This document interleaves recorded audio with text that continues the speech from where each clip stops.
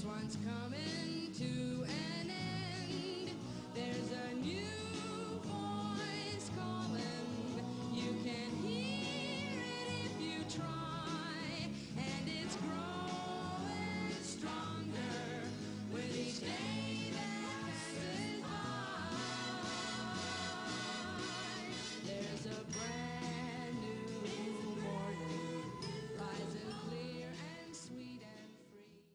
I have heard from an inside source that I absolutely trust that the false flag attack was planned by Senator John McCain, former CIA Director John Brennan, and the National Security Advisor to the President of the United States, Herbert McMaster, who is in a state of treason to the president.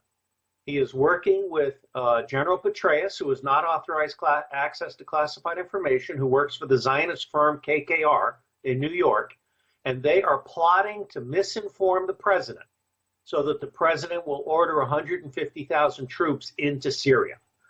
Now, to his enormous credit, CIA Director Mike Pompeo, himself the #1 graduate of his West Point class, identified this correctly as a false flag.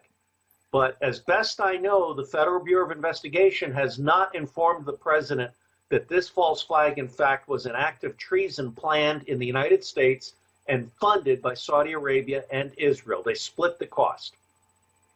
Wow. Incredible. We heard a report by Spicer earlier today, and he seemed to have had a Freudian slip. Would you like to talk about that?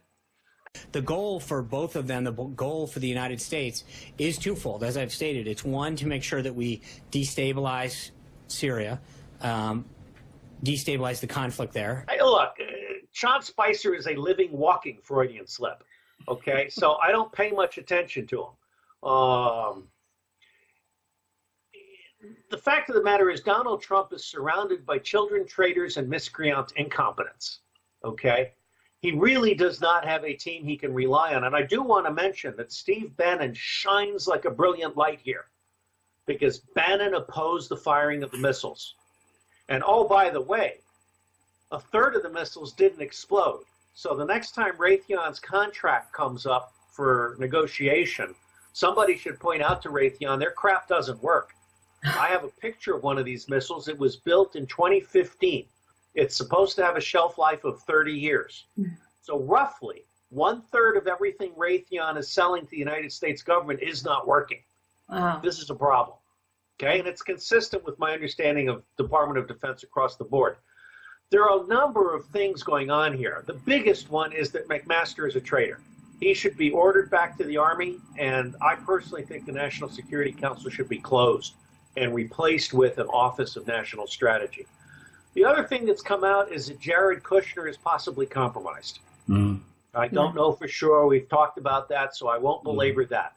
The big news tonight is that John McCain, John Brennan, McMaster in the White House, the Saudis and the Israelis have all betrayed the American public. And of course, we have to ask ourselves, is Donald Trump now playing Israel first instead of America first? Yeah.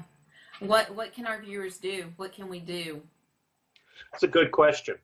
I think that Donald Trump doesn't hear us. You know, he was elected by 27% of the public, and he's abandoning us. Everything I'm hearing is that the alt-right no longer believes in Donald Trump. Now, I think it's premature to give up on our president. It's possible that these missiles were an act of genius. And in fact, it's very likely, this is also information, but I've seen this elsewhere. He informed the Russians and the Syrians in advance. The airbase was abandoned, and we did not hit the airfield. It's very possible that this is a pre-negotiated deal with Russia and Syria to do something, anything, to shut up the media and the neocons.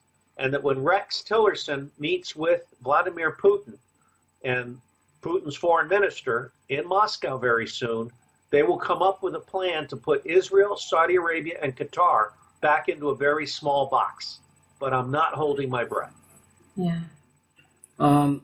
So once again, so McCain is very complicit in all of this. Yes. In fact, McCain's trip in February is apparently what set the stage for this.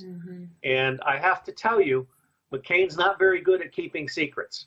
This has been double-checked, and we are quite certain that John McCain is in a state of treason against the United States government and the American people, of course. To end real quickly, rumor has it that Donald Trump is planning a Wednesday night massacre and that Reince Priebus and others will be fired. If McMaster is fired on Wednesday night, my confidence in Donald Trump will be restored. Let's end it on that.